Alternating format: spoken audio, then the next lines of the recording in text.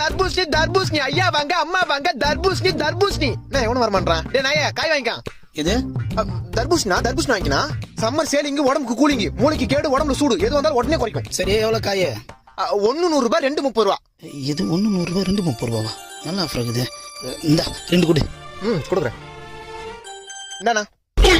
யோ 2 piece தான் 30 ரூபாயா பின்ன முழு காய 30 ரூபாய்க்கு 2 கொடுப்பாங்க அப்புறம் அவள் தான் போக வேண்டியதா துண்ட போடணும் யோ 30 ரூபாய்க்கு 2 காய் கொடுக்கலாம் குடியா 30 ரூபாய்க்கா நோ நான் உன் சொல்றேன் நல்லா கேளு என்ன முட்டையில இருந்தா கோழி வருது கொட்டையில இருந்தா தர்பூசணி வருது கோயில இருந்து வர முட்டையை இப்ப 3 ரூபாய்க்கு தர மாட்டான் நான் இப்ப கொட்டையில இருந்து வந்த தர்பூசணி 30 ரூபாய்க்கு கொடுப்பேன்